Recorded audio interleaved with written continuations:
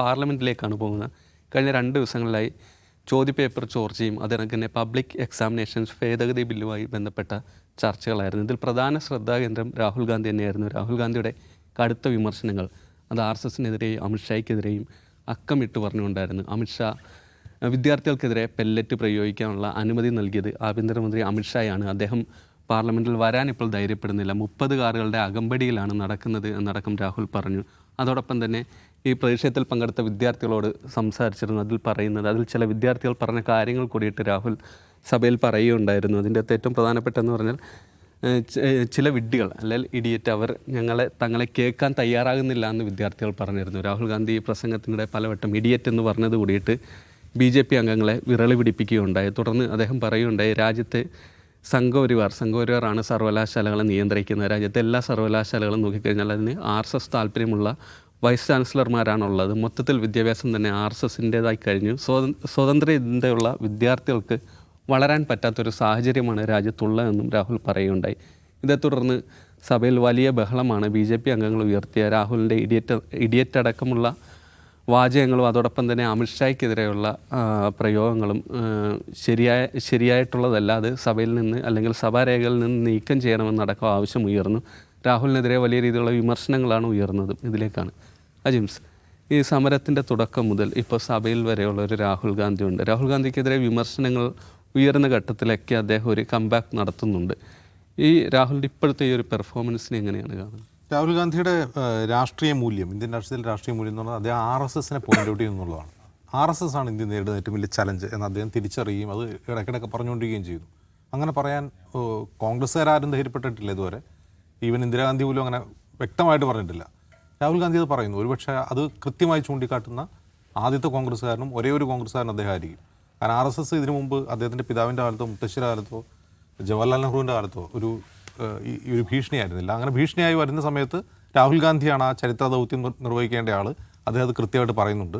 എത്രത്തോളം എന്ന് വെച്ചാൽ അദ്ദേഹത്തിൻ്റെ കൂടെയുള്ളവർ പോലും അത് പറയാൻ അറയ്ക്കുന്ന സമയത്ത് അദ്ദേഹം അത് ഉറച്ചു പറയുന്നുണ്ട്. ഇപ്പോഴൊന്നും അല്ലാതെ അദ്ദേഹം 2004 മുതൽ ഈ കാര്യം പറഞ്ഞുകൊണ്ടിരിക്കുന്നുണ്ട്. അത് കുറേ കൂടി തെളിമയോടെ ഇപ്പോൾ പറയുന്നു എന്നുള്ളതാണ് അദ്ദേഹത്തിൻ്റെ രാഷ്ട്രീയ മൂല്യം. ബാക്കി അദ്ദേഹം എല്ലാ കാര്യങ്ങളിലും വിജയിക്കുന്നുണ്ടോ, രാഷ്ട്രീയമായി അദ്ദേഹം ശരിയാണോ, എല്ലാ കാര്യങ്ങളിലും അദ്ദേഹം എല്ലാ സമയത്തും അവൈലബിൾ ആണോ, രാഷ്ട്രീയമായി അവൈലബിൾ ആണോ തുടങ്ങിയ ചോദ്യങ്ങളൊക്കെ വേറെയുണ്ട്. അത് വിമർശിക്കാതിരിക്കുകയോ ചെയ്യാം. രാഹുൽ ഗാന്ധിയുടെ സമകാലിക ഇന്ത്യയിലെ രാഷ്ട്രീയ മൂല്യം എന്ന് പറയുന്നത് അദ്ദേഹം RSS ആണ് ഇന്ത്യ നേരിടുന്ന ഏറ്റവും വലിയ പ്രതിസന്ധിയും ഭീഷണിയും എന്ന് തിരിച്ചറിയുകയും ആവർത്തിച്ച് അത് പാർലമെൻറ്റിലും വിളിച്ചു പറയുകയും ചെയ്യുന്നു എന്നുള്ളതാണ്. അപ്പോൾ ഈ സ്റ്റുഡൻറ്റ് പ്രൊട്ടസ്റ്റിലെ ഏറ്റവും പ്രധാനപ്പെട്ട പോയിൻ്റായി അദ്ദേഹം പറയുന്ന കാര്യം ഇതാണ്. ഇന്ന് ഇന്ത്യയുടെ വിദ്യാഭ്യാസ സമ്പ്രദായം നിയന്ത്രിക്കുന്നത് RSS ആണ്. അപ്പോൾ ധർമ്മേന്ദ്ര പ്രധാൻ രാജിവെച്ചു എന്നുള്ളത് അല്ല അദ്ദേഹം ഉണ്ടോ ഇല്ലയോ എന്നുള്ളതല്ല പ്രശ്നം. അവർ പറയുന്നത് RSSൻ്റെ ഒരു ആളാണ് ധർമ്മേന്ദ്ര പ്രധാൻ. അതുകൊണ്ടാണ് അദ്ദേഹം വിദ്യാഭ്യാസ മന്ത്രിയാവുന്നത്. അദ്ദേഹം മാറിയപ്പോൾ പകരം ചുമതലയേൽപ്പിക്കുന്നത് മറ്റൊരു RSSകാരനെയാണ് എന്നാണ് അദ്ദേഹം ചൂണ്ടിക്കാട്ടുന്നത്. അപ്പോൾ ഇത് വളരെ പ്രധാനപ്പെട്ട ഒരു പോയിൻ്റാണ്. ഇന്ന് പാർലമെൻറ്റിൽ അദ്ദേഹം പറയാൻ ശ്രമിച്ച ഒരു പ്രധാനപ്പെട്ട പോയിൻ്റ് അതാണ്. അതിൽ രസകരമായ കാര്യം അതൊന്നുമല്ല. ഇദ്ദേഹം പ്രസംഗിച്ചു തുടങ്ങുന്ന അദ്ദേഹം ഒരു വിദ്യാർത്ഥിയുമായി നടത്തിയ കോൺവെർസേഷനെ ഓർമ്മിച്ചുകൊണ്ടാണ്. അദ്ദേഹം പറയുന്നത്, ആ വിദ്യാർത്ഥി പറയുന്നത് 3 ടൈപ്പ് ആളുകളുണ്ട്. അതിലൊന്ന് സ്റ്റുഡൻ്റാണ്. ഒരു സ്റ്റുഡൻ്റ് എന്ന് പറഞ്ഞാൽ ആരാണ്? അദ്ദേഹം ഗാന്ധിയുടെ ഉദാഹരണം പറഞ്ഞിട്ടുണ്ട്. ഗാന്ധിയുടെ സത്യാന്വേഷണ പരീക്ഷണം പോലെ സത്യം അന്വേഷിക്കുന്നവനാണോ അയാളാണ് വിദ്യാർത്ഥി. അപ്പോൾ അത് ഒരു ഫാമറാകാം, അല്ലെങ്കിൽ ഒരു ലോയറാകാം, ആരുമാവാം. ആർക്കും ഒരു വിദ്യാർത്ഥിയാവാം. വിദ്യാർത്ഥി എന്ന് പറയുന്നത് സത്യം അന്വേഷിക്കുന്ന ആളാണ്. രണ്ടാമത്തെ ആളുകൾ എന്ന് പറയുന്നത് അവർ വിചാരിക്കുന്നത് അവരെല്ലാം അറിയുന്നവരാണെന്ന് വിചാരിക്കുന്ന ആളുകളാണ്. അവർ വിചാരിക്കുന്നത് ഈ പ്രപഞ്ചം ഉത്ഭവിക്കുന്ന അവരുടെ ഉള്ളിൽ നിന്നാണ്, അറിവ് ഉൽപ്പാദിപ്പിക്കുന്നത് അവരിൽ നിന്നാണ് അറിവുണ്ടാകുന്നത് എന്ന് വിചാരിക്കുന്ന ആളുകളാണ്. അവരെ അദ്ദേഹം ഇഡിയറ്റ് എന്ന് വിളിക്കുന്നു. ഇപ്പോൾ ഇഡിയറ്റ് എന്ന വാക്ക് ഉപയോഗിക്കുമ്പോഴേക്കും ട്രഷറി ബെഞ്ചിൽ നിന്ന് വലിയ തോതിലുള്ള ബഹളം ഉണ്ടാകുന്നു. ഞാൻ മുമ്പ് ഇവിടെ പറഞ്ഞിട്ടുണ്ടല്ലോ, ആരാണ് ലോകത്തെ ഏറ്റവും വിഡ്ഢിയായ പ്രധാനമന്ത്രി എന്ന ചോദ്യം ഓൺലൈനിൽ ചോദിക്കുമ്പോൾ സംഘികൾ വന്ന് ബഹളം ഉണ്ടാക്കുകയാണ്. എടാ മണ്ട ഗുണാപ്പി, നീ ഞങ്ങളെ മണ്ടന്മാരാക്കാതടാ, ഞങ്ങൾക്കറിയാം ആരാണ് ഏറ്റവും വിഡ്ഢിയായ നീ ആരെ ഉദ്ദേശിച്ചെന്ന് ഞങ്ങൾക്ക് മനസ്സിലായി എന്ന് പറയുന്നത് പോലെ ഇഡിയറ്റ് എന്ന വാക്ക് ഉപയോഗിക്കുമ്പോൾ ഇവർ ബഹളം ഉണ്ടാക്കുകയാണ്. എന്നിട്ട് പാർലമെൻ്ററി കാര്യമന്ത്രി കിരൺ റിജിജു പുസ്തകമൊക്കെ എടുത്തുകൊണ്ട് പറയുകയാണ് ആ വാക്ക് ഇവിടെ ഉപയോഗിക്കാൻ പാടില്ല എന്ന് പറയുകയാണ്. ഞാൻ പറഞ്ഞു, അദ്ദേഹം വിശദീകരിക്കുന്നുണ്ട്, ഞാൻ ഇത് ആരെയും വിളിച്ചത്, നിങ്ങളെയല്ല വിളിച്ചത്, ഞാനിത് ഒരാളെ വിശേഷിപ്പിക്കാൻ വിളിച്ചതല്ല, ഒരാളുടെ ക്യാരക്ടർ അത് സമ്മതിക്കുന്നില്ല. ത്രൂ ഔട്ട് ബഹളമാണ്. പിന്നെ അപ്പോൾ ഈ മൂന്നാമത്തെ കാറ്റഗറി അദ്ദേഹം വിശദീകരിച്ചാൽ വലിയ ബഹളം ഉണ്ടായാലും ആകെ 55 മിനിറ്റ് മറ്റാണ് അദ്ദേഹം എഴുന്നേറ്റ് നിന്നത്. അതിൽ 11 തവണയാണ് സ്പീക്കർ ഇദ്ദേഹത്തിൻ്റെ പ്രസംഗം തടസ്സപ്പെടുന്നത്. 11 തവണ, 7-8 തവണ കിരൺ റിജിജു എഴുന്നേറ്റ് വെക്കുന്നുണ്ട്. അപ്പോൾ രാഹുൽ ഗാന്ധി പറയുന്നു ഞാൻ ഈൽഡ് ചെയ്യുന്നില്ല, എന്നിട്ടും അദ്ദേഹത്തെ സംസാരിക്കാൻ അനുവദിക്കുകയാണ് സ്പീക്കർ. ഇവിടെ ശ്രദ്ധിക്കേണ്ട ഒരു കാര്യം, ഈ എല്ലാ ഭരണഘടനാ സ്ഥാപനങ്ങളെയും ഹൈജാക്ക് ചെയ്യപ്പെട്ടു എന്നുള്ളത് പ്രതിപക്ഷം ഉന്നയിക്കുന്ന ഒരു പ്രശ്നമാണ്. അപ്പോൾ പാർലമെൻറ്റാണ് അവർക്ക് പറയാൻ പറ്റുന്ന ഒരേ ഒരു സ്ഥലം. പാർലമെൻറ്റ് പറയാ എന്നുള്ളത് രേഖപ്പെടുത്തപ്പെടുന്നു എന്നുള്ളതല്ലാതെ അതിപ്പോൾ സ്പീക്കർക്ക് ഇഷ്ടപ്പെട്ടില്ല, അത് എക്സ്പെൻഡ് കളയുകയും ചെയ്യും. അവിടെ പ്രധാനമന്ത്രിയോ ആഭ്യന്തരമന്ത്രിയോ മിക്കവാറും ദിവസങ്ങൾ ഉണ്ടാവാറില്ല. അവർ സംസാരിക്കുമ്പോൾ അവർ മറുപടിയും പറയാറില്ല. അവിടെ സംസാരിക്കാൻ പോലുള്ള സ്വാതന്ത്ര്യം പ്രതിപക്ഷത്തിന് ഇല്ലാതിരിക്കുന്ന ഒരു പാർലമെൻറ്റ് നമ്മൾ എങ്ങനെയാണ് ഒരു പാർലമെൻറ്റ് എന്ന് പറയുക? സംസാരിക്കാൻ അനുവദിക്കുന്നില്ല എന്ന് പറഞ്ഞാൽ സ്പീക്കർ വളരെ ബയസ്ഡ് ആയിട്ടാണ് പെരുമാറുന്നത്. അത് കിരൺ റിജിജു, രാഹുൽ ഗാന്ധി ഈൽഡ് ചെയ്യാതെ തന്നെ കിരൺ റിജിജു എഴുന്നേറ്റ് സംസാരിക്കുന്നു. സ്പീക്കർ അദ്ദേഹത്തിന് മൈക്ക് ഓഫ് ചെയ്യുന്നില്ല, അദ്ദേഹത്തോട് സംസാരിക്കാൻ അനുവദിക്കുകയാണ്. കിരൺ റിജിജു ആകെ അസ്വസ്ഥനാവുന്നു. ഇഡിയറ്റ് എന്നൊരു വാക്ക് ഉപയോഗിച്ചു എന്നുള്ളതാണ്. മൂന്നാമത്തെ കാറ്റഗറി ആളുകളെ പറ്റി അദ്ദേഹം പറയുന്നത് അന്ധഭക്ത എന്നാണ്. അപ്പോൾ അതും പ്രശ്നമാണ്. അന്ധഭക്ത ആരെക്കുറിച്ചാണ് പറയുന്നത് ഞങ്ങൾക്കറിയാം എന്ന് പറയും. അതായത് സാധാരണ നമ്മുടെ വോക്കാബുലറിയിലുള്ള ഒരു വാക്ക് അത് അൺപാർലമെൻ്ററി അല്ല. ഒരാളെ ഇഡിയറ്റ് എന്ന് വിളിക്കുകയല്ല ചെയ്തത്. ഏതെങ്കിലും MP-യെയോ അവിടുത്തെ ഏതെങ്കിലും പാർലമെൻറ്റ് അംഗത്തെ ഇഡിയറ്റ് എന്ന് വിളിക്കുകയല്ല ചെയ്തത്. അങ്ങനെ വിളിച്ചാലാണ് അത് എക്സ്പെൻഡ് ചെയ്യേണ്ടത്. ഇദ്ദേഹം ഒരു കാറ്റഗറി ആളുകളെ പറ്റി പറയുകയാണ്. നമ്മൾ സാധാരണ ഉപയോഗിക്കുന്ന വോക്കാബുലറിയിലൊരു വാക്കാണ് എന്ത്? ഇഡിയറ്റ്. അന്ധഭക്തും ഇന്നും ഒരു ഓൺലൈൻ വോക്കാബുലറിയാണ്. അതൊന്നും ഉപയോഗിക്കാനേ പാടില്ല എന്ന് പറഞ്ഞാൽ പിന്നെ എന്ത് പാർലമെൻറ്റാണ്? അവിടുത്തെ ഡിബേറ്റിന് എന്താണ് പ്രസക്തി? അതായത് ഭരണകൂടത്തിന് ഇഷ്ടമല്ലാത്ത ഒരു വാക്കും പാർലമെൻറ്റിനകത്ത് മിണ്ടാൻ പാടില്ല. അത് സ്പീക്കർ അനുവദിക്കില്ല. ഇനി അങ്ങനെ എന്തെങ്കിലും പറഞ്ഞു കഴിഞ്ഞാൽ രോഷാകുലരായി കഴിഞ്ഞാൽ അവരൊക്കെ സംസാരിക്കാൻ അനുവദിക്കുന്നു, പ്രതിപക്ഷം തന്നെ സംസാരിക്കാൻ അനുവദിക്കുന്നില്ല എന്ന് പറഞ്ഞാൽ പിന്നെ പാർലമെൻറ്റിൽ ഒരു കാര്യം ഡിസ്കസ് ചെയ്യുന്നതിന് എന്താ കാര്യമുള്ളത്? അപ്പോൾ ശരിയായി ചൂണ്ടിക്കാട്ടപ്പെടുന്ന കാര്യം, രാഹുൽ ഗാന്ധി പാർലമെൻറ്റിൽ പറയാൻ ശ്രമിച്ചൊരു പ്രധാനപ്പെട്ട കാര്യം, നമ്മുടെ രാജ്യത്തെ വിദ്യാഭ്യാസ വ്യവസ്ഥ നേരിടുന്ന പ്രശ്നം അത് നീറ്റിലേക്ക് മാത്രമല്ല, നീറ്റിൽ പേപ്പർ ചോർച്ച മാത്രമല്ല. ഇപ്പോൾ പേപ്പർ ചോർച്ച തടയാൻ വേണ്ടി സർക്കാർ എന്താണ് ചെയ്യുന്നത്? ഒരു പുതിയ നിയമം കൊണ്ടുവരുന്നു, ശിക്ഷ ഘടിപ്പിക്കുന്നു.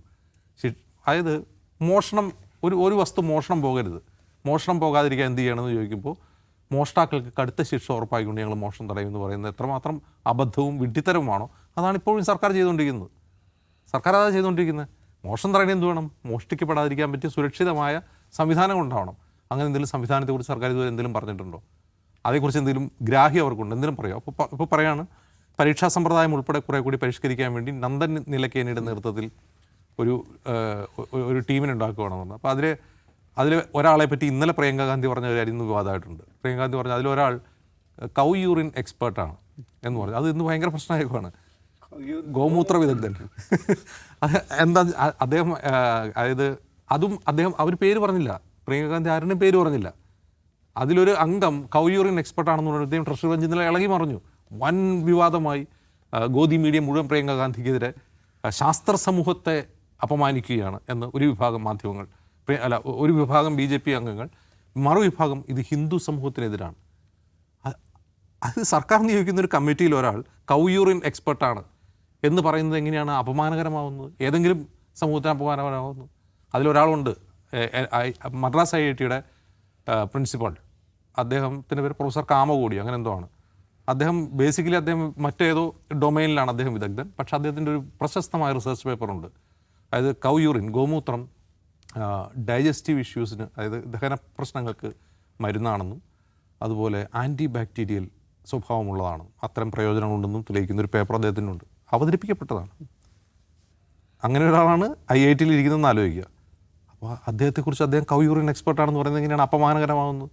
ഇന്ത്യൻ ശാസ്ത്ര ലോകത്തിന് എങ്ങനെയാണ് അപമാനകരമാവുന്നത്? ഇന്ത്യൻ ശാസ്ത്ര മേഖലയിൽ ഇപ്പോൾ പ്രധാനപ്പെട്ട റിസർച്ചുകൾ നടക്കുന്ന മുഴുവൻ ചാണകത്തിൻ്റെയും ഗോമൂത്രത്തിൻ്റെയും കാര്യത്തിലാണ്. അതിൽ തോറിയം ഉണ്ടോ യുറേനിയം ഉണ്ടോ എന്ന് വേർതിരിച്ചറിയുക. സ്വർണ്ണം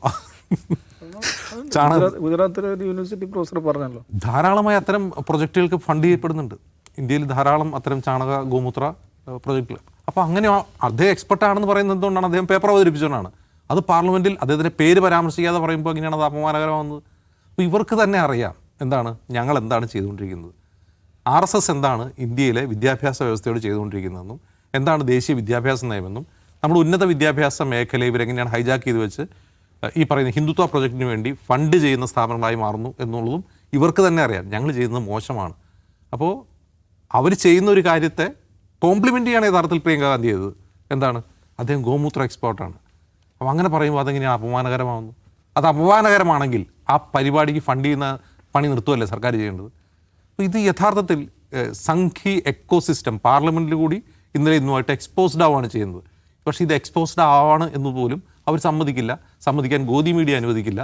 സോഷ്യൽ മീഡിയയിൽ ഈ പറയുന്ന സംഘപരിവാർ ആനുകൂല്യങ്ങളൊക്കെ എന്തോ വലിയ സംഭവമായിട്ട് പ്രിയങ്ക ഗാന്ധി അല്ല ഈ അനുരാഗ് സിംഗ് ഠാക്കൂർ ഉണ്ടല്ലോ, മറ്റേ പഴയ ബ്രോഡ്കാസ്റ്റ് മന്ത്രി, അദ്ദേഹം പറയുന്നത് പ്രിയങ്ക ഗാന്ധി വളരെ ഇന്നസെൻറ്റ് ഫേസോട്, നിഷ്കളങ്ക മുഖത്തോടു കൂടി ചിരിച്ചുകൊണ്ടാണ് ഇതൊക്കെ പറയുന്നത്. പുള്ളി ഇന്നലെ ലോക്സഭ പറഞ്ഞ ചിരിച്ചുകൊണ്ടാണ് പറയുന്നത്, സ്പീക്കറോട് ചിരിക്കാൻ പറയുന്നുണ്ട്, പറയുന്നത് മൊത്തം ആളുകളെ അപമാനിക്കുന്ന കാര്യം. What the hell? എനിക്ക് ഇതെങ്ങനെയാണ് അപമാനിക്കുന്നതെന്ന്. പ്രിയങ്ക ഗാന്ധി സൗമ്യമായിട്ട് ചിരിച്ചുകൊണ്ട് പറയുകയാണ്, അദ്ദേഹം ഗോമൂത്ര എക്സ്പെർട്ടാണെന്ന് പറയുന്നത് എങ്ങനെയാണ് പ്രശ്നമാകുന്നത്? അദ്ദേഹത്തിൻ്റെ പേപ്പറാണത് ഗോമൂത്രത്തിൻ്റെ സ്വഭാവത്തെക്കുറിച്ചുള്ളത്. അവരുടെ ഒരു ഇതനുസരിച്ച് മഹത്തരമായ കാര്യമാണ്. അത് പുകഴ്ത്തുമില്ല ഇത്. അപ്പോൾ ഞാൻ ഈ പറഞ്ഞത് തന്നെയാണ്, ഈ മൊത്തം സംഘീയ എക്കോസിസ്റ്റത്തിൻ്റെ പ്രശ്നം. അത് സുമേഷ് കാവിപ്പടയ്ക്കാണെങ്കിലും അനുരാഗ് സിംഗ് ഠാക്കൂറിനാണെങ്കിലും പ്രശ്നം ഇതാണ്, ഞങ്ങളെ മണ്ടന്മാരാക്കാതെ മണ്ടൻ കുണാപ്പികളെ എന്നാണ് അവർ പറയാതെ പറയുന്നത്. യെസ്, ദാവസാഹിബ്, ഇതിൽ ഇന്നലെ പ്രിയങ്കയും രാഹുൽ ഉയർത്തി കാണിച്ച പ്രധാന കാര്യം, ധർമ്മേന്ദ്ര പ്രധാൻ രാജിവെച്ചു. പകരം വിദ്യാഭ്യാസ മന്ത്രിയായിട്ട് വരുന്നത് ഗർഭിണിയെ കൂട്ടബലാത്സംഗം ചെയ്ത കേസിൽ പ്രതികളായവരെ പിന്തുണക്കുന്ന ഒരാൾ, അത്തരത്തിലുള്ള ഒരാൾ, അങ്ങനെ കളങ്കിതനായ ഒരാളെയാണ് ഇതിലേക്ക് വീണ്ടും കൊണ്ടുവരുന്നത്. അത് ശരിയായ ഒരു രീതിയല്ല എന്ന് കൂടിയിട്ട് ഉയർത്തി പറയുന്നുണ്ട്. മറ്റൊരു തരത്തിൽ ബാക്കിയുള്ള പാർട്ടികളോ ഇവരോ പുതിയ വിദ്യാഭ്യാസ മന്ത്രിയുടെ അല്ലെങ്കിൽ അദ്ദേഹം പിന്തുണക്കുന്നൊരു തികച്ചും RSSകാരനെ ഒരാളെ തന്നെ വീണ്ടും വരുന്നുള്ള ചോദ്യം ചെയ്യുന്നില്ല എന്ന് കൂടിയിട്ടില്ലേ? അല്ല, അതിൽ ഈ പ്രഹ്ലാദ് ജോഷിയുടെ നിയമനത്തെക്കുറിച്ച് രാഹുൽ ഗാന്ധി ഇന്നലെ പറഞ്ഞ, പ്രിയങ്ക ഗാന്ധി പാർലമെൻറ്റ് പറയുന്നുണ്ട്, രാഹുൽ ഗാന്ധി പത്രക്കാരോട് സംസാരിക്കുമ്പോൾ പറയുന്നുണ്ട്, അതിൽ ഉപയോഗിച്ചൊരു പ്രയോഗം ഒരുപക്ഷെ അത്രയും എഗ്രസീവായിട്ടുള്ള, അത്ര എന്താ പറയുക, വെയിറ്റുള്ളൊരു പ്രയോഗം ആരും നടത്തിയിട്ടുണ്ടാവില്ല. ഫിൽത്തിയസ്റ്റ് പേഴ്സൺ എന്നാണ് പറയുന്നത്. ഈ മന്ത്രി, ഈ ഞങ്ങളുടെ കൂട്ടത്തിൽ നരേന്ദ്രമോദിയുടെ സർക്കിളിൽ എത്ര ആളുകളുണ്ട് നിശ്ചയിക്കാൻ പറ്റുന്നത്. പക്ഷെ അതിലേറ്റവും ഫിൽത്തി ആയിട്ടുള്ള മനുഷ്യനെ പിടിച്ചിട്ട് വിദ്യാഭ്യാസം എന്ന് പറയുന്നത്, ഫിൽത്തി എന്ന വാക്ക് ഭയങ്കര വെയിറ്റുള്ള വാക്കാണ് കേട്ടോ. അത് ഒരു ഏറ്റവും വഷളനായിട്ടുള്ള ഒരാളെ. അപ്പോൾ എന്താണ് അയാൾ ഫിൽത്തിയാകാൻ കാരണം? ഒരു ഗാങ് റേപ്പിനെ റേപ്പിസ്റ്റുകളെ സപ്പോർട്ട് ചെയ്ത ആളാണ്. അപ്പോൾ ഇന്നലെ അത് പ്രിയങ്ക ഗാന്ധി അതേക്കുറിച്ച് പറയുമ്പോൾ കിരൺ റിജിജു ഒക്കെ, കിരൺ റിജിജു അപ്പുറത്ത് ട്രഷറി ബെഞ്ചിൽ നിന്ന് ഒരുപാട് ആളുകൾ എണീറ്റ് ബഹളം ഉണ്ടാക്കുന്നുണ്ടായിരുന്നു. പ്രഹ്ലാദ് ജോഷി തന്നെ അതിനെക്കുറിച്ച് പ്രശ്നം ഉന്നയിച്ചു. ഇതിൽ അടിസ്ഥാനരഹിതമായ കാര്യമാണ് അത്. പ്രിയങ്ക ഞാൻ കൃത്യമായ എവിഡൻസോട് കൂടിയാണ് പറയുന്നത്. സംഭവം എന്ന് വെച്ചാൽ ബിൽക്കിസ് ബാനു കേസാണ്. പക്ഷേ രാഹുൽ ഗാന്ധി ആണെങ്കിലും പ്രിയങ്കയാണെങ്കിലും റേപ്പിസ്റ്റുകളെ സപ്പോർട്ട് ചെയ്തെന്ന് പറയുകയല്ലാതെ എന്തായിരുന്നു ആ ഇവൻ്റെന്നും പറയുന്നില്ല. അപ്പോൾ ബിൽക്കിസ് ബാനു കേസ് നമുക്കറിയാം, ഗുജറാത്ത് വംശഹത്യയുടെ കാലത്താണ് ഗർഭിണിയായിട്ടുള്ള ആ സ്ത്രീയെ ഇവർ കൂട്ടബലാത്സംഗം ചെയ്യുന്നു. അവരുടെ കുഞ്ഞിനെ, 5 വയസ്സോ മറ്റോ പ്രായമുള്ള കുഞ്ഞിനെ അവരുടെ മുമ്പിൽ വെച്ച് കാലിന് പിടിച്ച് തല കല്ലിലടിച്ച് കൊല്ലുകയാണ് ചെയ്യുന്നത്. അവരുടെ കൂടെ ഉണ്ടായിരുന്ന ആളുകളെ 11 ആളുകളെ കൊല്ലുന്നു. ഇവർ കൊല്ലപ്പെട്ടതെന്ന് കരുതിയിട്ട് പാടത്ത് ഉപേക്ഷിച്ച് പോകുന്നു. വിവസ്ത്രയായ അവർ ബോധം വന്നതിന് ശേഷം അടുത്തെങ്ങാണ്ടുള്ള വീട്ടിൽ അഭയം തേടുന്നു, പിന്നെ രക്ഷപ്പെടുന്നു. ദീർഘകാലത്ത് നിയമ പോരാട്ടം. ഞാൻ മുമ്പ് പറഞ്ഞിരുന്നു, ഇന്ത്യൻ ഫെമിനിസ്റ്റ് ഹിസ്റ്ററിയിൽ രേഖപ്പെടുത്തപ്പെടേണ്ട 1ാമത്തെ പേരാണ് ബിൽക്കിസ് ബാനു എന്ന് പറയുന്നത്. അപ്പോൾ ഇവരെ കുഞ്ഞിനെ കൊന്ന, കൂട്ടത്തിലുള്ളവരെ കൂട്ടക്കൊല ചെയ്ത, ഇവരെ ബലാത്സംഗം ചെയ്ത മിത്രങ്ങളെ മുഴുവൻ അവരെ ജയിലിലാക്കുന്നത് എഗൈൻ നമ്മൾ മനസ്സിലാവും. ആ കേസ് കോടതി ഇടപെടുന്നു. ഗുജറാത്തിൽ വിചാരണ പറ്റില്ല എന്ന് കോടതി പറയുന്നു. പുറത്ത് മഹാരാഷ്ട്രയിൽ വിചാരണ നടത്തുന്നു. അവർക്ക് ശിക്ഷ മേടിച്ചു കൊടുക്കുന്നു. അവർ ജയിലിലാകുന്നു. പക്ഷേ ഇങ്ങനെ ജയിലിലായ ആളുകളെ ആസാദ് കാ അമൃത് മഹോത്സവത്തിൻ്റെ ഭാഗമായിട്ട് റെമിഷൻ കൊടുത്തിട്ട് ഇവർ ജയിലിൽ നിന്ന് പുറത്തിറക്കുന്നു. നമുക്കൊരു കോടതി ഇടപെടലിൻ്റെ ഭാഗമായിട്ടല്ല, ഇവർ അപ്പീൽ കൊടുത്തിട്ടല്ല, പൊളിറ്റിക്കൽ ഡെസിഷനാണ് എന്ത് ഇവരെ പുറത്തു വിടുക എന്നുള്ളത്. റേപ്പിസ്റ്റുകളെ, കൂട്ടക്കൊലയാളികളും കൂട്ടബലാത്സംഗികളുമായിട്ടുള്ള ക്രിമിനൽ ഗാങ്ങിനെ പുറത്തു വിടാൻ വേണ്ടിയിട്ട് സർക്കാർ തീരുമാനിക്കുന്നു. അവർ പുറത്തിറങ്ങുന്നു. പുറത്തിറങ്ങിയ അവർക്ക് അഹമ്മദാബാദിലെ ദീൻ ദയാൽ ഉപാധ്യായ സെൻറ്ററിൽ വെച്ച് സ്വീകരണം നൽകുന്നു. ജയിലിന് പുറത്ത് കാവി ലഡു വിതരണം ചെയ്യുന്നു.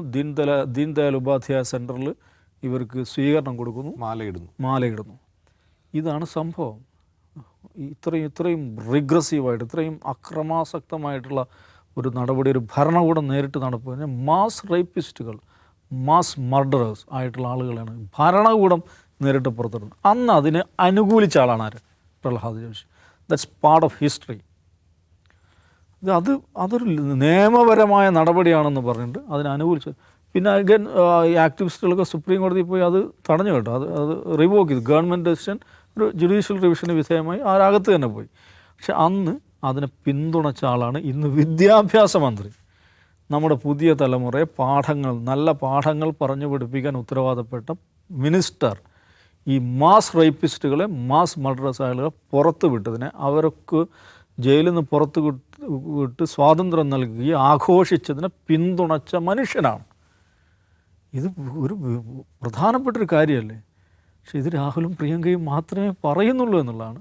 പറയുമ്പോഴും അവർ ഓഫ് കോഴ്സ് രാഹുൽ ആ വാക്ക് ഫിൽത്തിയസ്റ്റ് പേഴ്സൺ എന്ന് പറയുന്ന the filthy man among your circle എന്ന് പറയുമ്പോൾ അത് വളരെ പോയിൻ്റഡാണ്. വളരെ പോയിൻ്റഡായിട്ട് രാഹുൽ ഗാന്ധി സംസാരിക്കുന്നു. അത് ഇന്നത്തെ പ്രസംഗത്തിലാണ് അതുകൊണ്ട് പോയിൻ്റഡായിട്ട് സംസാരിക്കുന്നു.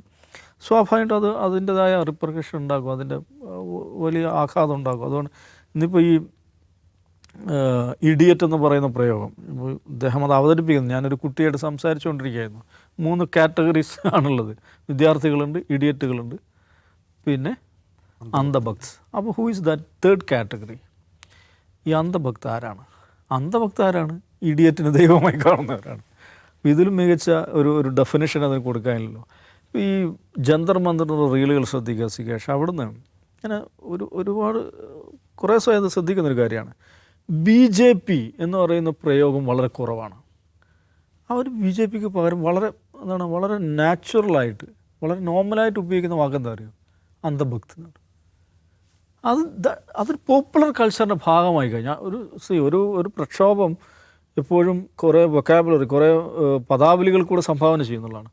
ആ നിലയ്ക്ക് അന്ധഭക്ത് എന്ന് പറയുന്ന ആ പ്രയോഗം വളരെ നോർമലായിട്ടാണ് അവർ ഉപയോഗിക്കുന്നത്. BJP എന്നുള്ളതിന് സിനോണിമായിട്ട് അതിൻ്റെ പര്യായ പദം എന്നുള്ളവർക്ക് വളരെ നോർമലായിട്ട് അത് ഉപയോഗിച്ചുകൊണ്ടിരിക്കുകയാണ്. അന്ധഭക്തികൾ എന്ന് പറയുന്നത് BJP എന്നുള്ളത് വളരെ അപൂർവം റീലുകൾ നമുക്ക് കാണാൻ പറ്റും. എല്ലായിടത്തും ഇവർ അന്ധഭക്തി. അപ്പോൾ ആ നിലയിൽ നോക്കൂ, ഒരു വാക്ക് പോപ്പുലറൈസ് ആവണമെങ്കിൽ അത് എത്രത്തോളം അത് സ്വീകാര്യമാവുന്നു എന്നുള്ളത് കൂടെയാണ്.